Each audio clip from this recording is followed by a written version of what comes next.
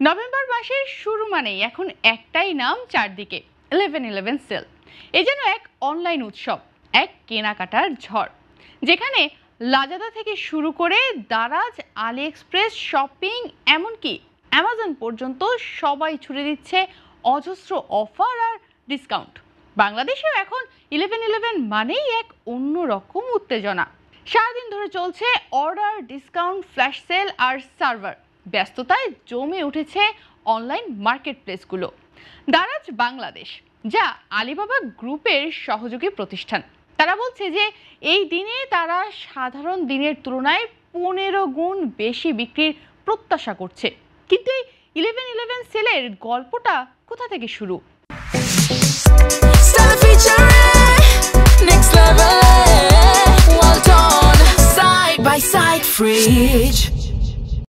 কেন 9 বা 3 নয়, বরং 11/11ই বিশ্বজুড়ে এত গুরুত্বপূর্ণ হয়ে উঠল?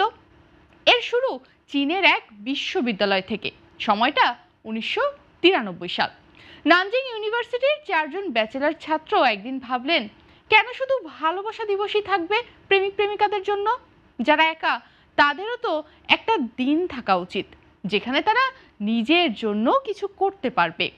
সেই ভাবনা থেকে জন্ম নিল সিঙ্গেলস ডে, বা চীনা ভাষায় গুয়াংগুনজিয়ে, যার অর্থ বেয়ার স্টিক্স ডে, অর্থাৎ একাকী কাঠির দিন। 11 নভেম্বর বা 11/11 তারিখটি বেছে নেওয়া হয়েছিল খুব ভাবনা চিন্তা করেই, কারণ এই সংখ্যাটি দেখতে 4টি একের মতো, যেন 4 জন একা মানুষ পাশাপাশি দাঁড়িয়ে আছে। সেই মজার প্রতীকই পরে হয়ে উঠল এক সামাজিক প্রতিরোধের প্রতীক, বিবাহমুখী সমাজে স্বাধীনতার ঘোষণা। এই সিঙ্গলস ডে ছিল মূলত মজা, আনন্দ আর আত্ম উৎসবের দিন, কিন্তু সময়ের সাথে এর গল্প বদলে যায় পুরোপুরি। যখন চীনের e commerce giant Alibaba group 2009 সালে এই দিনটিকে বানায় এক বিশাল বাণিজ্যিক উৎসব। তারা বলে, যারা একা, তারা নিজের জন্য কিছু কিনে ফেলুন, নিজেকে উপহার দিন। সেই প্রথম বছরে আলিবাবা মাত্র 24 ঘন্টায় বিক্রি করেছিল প্রায় $8 মিলিয়ন পণ্য। সেখান থেকেই শুরু এক নতুন ইতিহাস। 2013 সালে আলিবাবা আনুষ্ঠানিকভাবে 11/11 বা 11/11 নামটি ট্রেডমার্ক করে নেয়। তারপর বছর বছর বিক্রির পরিমাণ বাড়তেই থাকে। 2017 সালে 24 ঘন্টার মধ্যেই বিক্রি হয় প্রায় $25 বিলিয়ন পণ্য। আর 2020 সালে বিশ্ব যখন করোনায় থমকে ছিল, তখনও আলিবাবা ও JD.com মিলিয়ে $115 বিলিয়ন বিক্রির রেকর্ড গড়ে। এ যেন শুধু ব্যবসা নয়, এক বৈশ্বিক বাণিজ্যিক উৎসবের রূপ নেয় 11/11। এখন এই সেল শুধুমাত্র চীনে নয়, বরং সিঙ্গাপুর, মালয়েশিয়া, ইন্দোনেশিয়া, ফিলিপাইন থেকে শুরু করে বাংলাদেশ পর্যন্ত সব দেশেই নভেম্বরের এই সময়কে ধরা হয় বছরের সবচেয়ে বড় শপিং মৌসুম হিসেবে। আমাদের দেশেও এখন দেখা যায় 11/11 বা নভেম্বরের 11 তারিখ এলেই সবাই অপেক্ষা করে থাকে দারাজের ফ্ল্যাশ সেল কখন শুরু হবে, কোন ব্র্যান্ড কত ছাড় দিচ্ছে, কিংবা কোন গ্যাজেট সবচেয়ে কম দামে পাওয়া যাচ্ছে। সার্ভার কখনো হ্যাং, পেমেন্ট কখনো জ্যাম, কিন্তু উত্তেজনা ঠিকই থাকে চরমে। এই 11/11 সেলের সফলতার পেছনে আছে অনেকগুলো কারণ। নভেম্বরের শুরুতেই উৎসবের মৌসুম শুরু হয়, তাই মানুষ এই সময়ই বড় কেনাকাটা করতে চায়। ব্র্যান্ডগুলো দেয় 80 থেকে 90% পর্যন্ত ছাড়।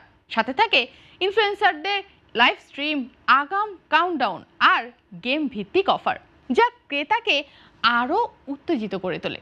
সবচেয়ে বড় বিষয় হলো, এই উৎসব মানুষকে শেখায় একা থাকলেও আপনি নিজেকে ভালোবাসতে পারেন, নিজের জন্য কিছু কিনতে পারেন। চীনের এক সময়কার একাকিত্বের প্রতীক দিনটি আজ হয়ে উঠেছে আত্মবিশ্বাসের প্রতীক। আর এই দিনটি নারীদের জন্য এক বিশেষ অর্থ বহন করে। সমাজে যেখানে অবিবাহিত নারীকে শেংনু বা বেঁচে থাকা নারী বলে হেয় করা হতো চীনে, এখন সেই নারীরাই এই দিনে নিজের জন্য সবচেয়ে বেশি কেনাকাটা করে। এখন এই সেল শুধু অনলাইন কেনাকাটাই নয়, বরং এক সামাজিক আন্দোলন, যেখানে একাকিত্ব থেকে উদযাপনে পৌঁছে গেছে পুরো প্রজন্ম। এক নজরে যদি দেখা যায়, 2013 সালে যেখানে বিক্রি হয়েছিল $5.8 বিলিয়ন এই 11/11 সেলে, সেখানে 2017 সালে তা বেড়ে দাঁড়ায় 25 বিলিয়ন। আর 2020 সালে তা ছুঁয়ে যায় $100 বিলিয়নেরও বেশি। আজ এই সেল আমেরিকার ব্ল্যাক ফ্রাইডে বা সাইবার মানডের চেয়ে প্রায় 4 গুণ বড়। বাংলাদেশেও এখন এই সময় অনলাইন বাজারে এক অনন্য দৃশ্য দেখা যায়।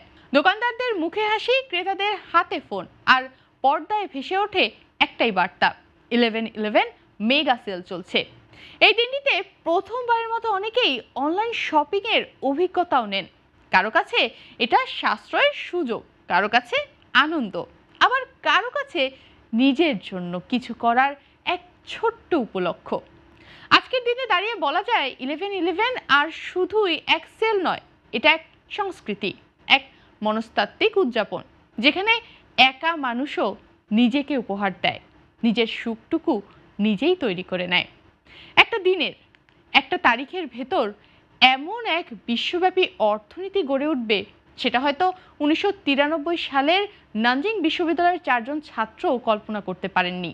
11/11 এখন শুধু এক তারিখ নয়, এটা এক অনুভূতি, যেখানে ভালোবাসা, একাকিত্ব, ব্যবসা আর উৎসব সব কিছু মিলেমিশে তৈরি হয়েছে এক নতুন বিশ্ব সংস্কৃতি।